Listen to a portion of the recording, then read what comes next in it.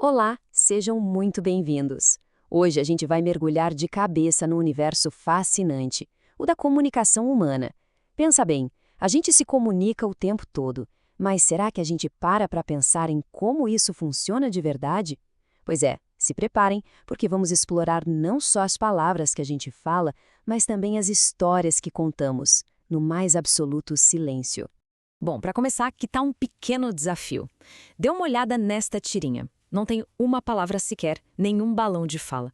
E mesmo assim, eu aposto que todo mundo aí entendeu perfeitamente o que aconteceu, não é?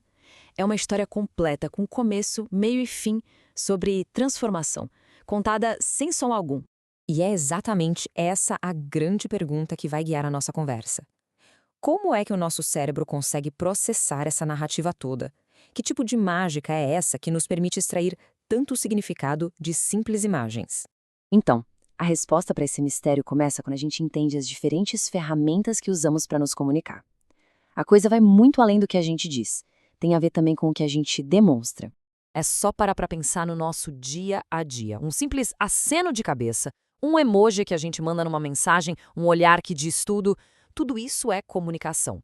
Usamos um verdadeiro arsenal de recursos, tanto verbais quanto não verbais, para passar nossas mensagens adiante. E olha, dentro desse universo gigante da comunicação, tem uma ferramenta que é, nossa, absolutamente essencial. Não só para a gente bater um papo, mas para manter a nossa sociedade inteira funcionando, unida. Agora, olha que interessante essa citação do linguista Marcos Bagno. O que ele diz aqui é genial. Linguagem não é só um dicionário de palavras. É duas coisas ao mesmo tempo. Uma capacidade biológica, algo que o nosso cérebro já vem meio que programado para fazer, e também uma força social que nos conecta uns aos outros. E essa imagem aqui ilustra essa ideia perfeitamente. Imagina que cada pessoa é um pontinho desses, e a linha que conecta todo mundo é a linguagem. E todos nós, juntos, formamos o que ele chama de cognição social. É como se fosse uma consciência coletiva, que só existe porque a gente se comunica. Certo. Para a gente decifrar de vez como a linguagem funciona, a gente precisa quebrar ela em partes menores e entender os seus componentes básicos.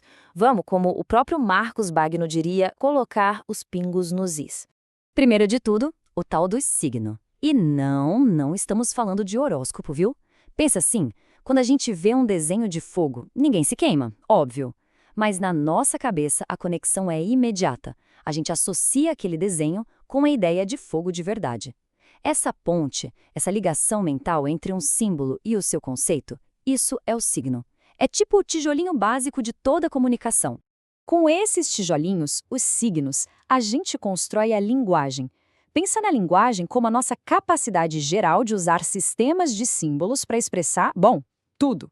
Desde o que a gente comeu no almoço até as teorias mais complexas sobre o universo. É uma habilidade exclusivamente nossa, dos humanos, de criar sentido. E aí, finalmente, a gente chega na língua. Se a linguagem é a nossa capacidade de construir coisas com símbolos, a língua é a ferramenta específica que a gente usa. O português, por exemplo, é uma língua. A Libras, a língua brasileira de sinais, é outra. São esses sistemas organizados de signos que a gente põe em prática no dia a dia. Tá, mas e os outros animais? Eles também não se comunicam? Sim, claro que sim. Mas o que torna a nossa linguagem tão, mas tão diferente? Vamos dar uma olhada numa comparação bem rápida. Olha só essa imagem. Aqui, a informação básica é a mesma. Tem flores ali na frente. Mas olha de quantas maneiras diferentes essa mensagem pode ser passada. A 1 quilômetro, a 10 minutos, logo depois daquela esquina. Essa flexibilidade, essa criatividade, isso é a marca registrada da comunicação humana. Então, a grande diferença é essa aqui. A comunicação animal, como a famosa dança das abelhas, é um código fixo, instintivo, focado em sobrevivência. Já a nossa linguagem humana, ela é criativa, ela é simbólica. A gente não só diz onde tem comida, a gente escreve poemas sobre comida, discute o impacto cultural dela, inventa receitas novas. Nós, literalmente, criamos mundos com as nossas palavras. Muito bem, agora que a gente tem todas essas ferramentas na mão, vamos voltar para o nosso quebra-cabeça do começo e resolver ele de vez, peça por peça. No primeiro quadro, a gente não precisa de palavra nenhuma. A roupa dele, terno, gravata e o cenário da cidade já dão o contexto, mundo corporativo. E a expressão no rosto dele diz tudo sobre o sentimento, confusão, talvez uma certa tristeza. A história já começou e quem está contando é a linguagem não verbal.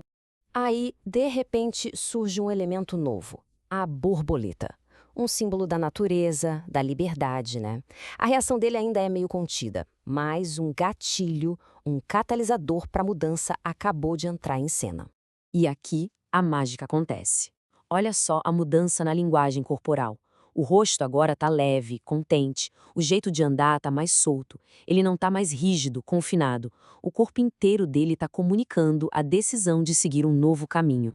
E chegamos ao final da história. Ele se livra dos símbolos da vida antiga, a gravata, o paletó, a maleta. Cada uma dessas ações é um signo superpoderoso que representa o abandono de uma vida que o fazia infeliz. A cidade fica para trás e a narrativa se fecha sem uma única palavra ter sido dita. E é isso que resolve o nosso mistério. A linguagem não verbal não é só um acessório da fala. Ela pode ser estrela principal, contando histórias complexas, emocionantes e com uma clareza que às vezes nem as palavras alcançam. E para a gente fechar, fica essa reflexão.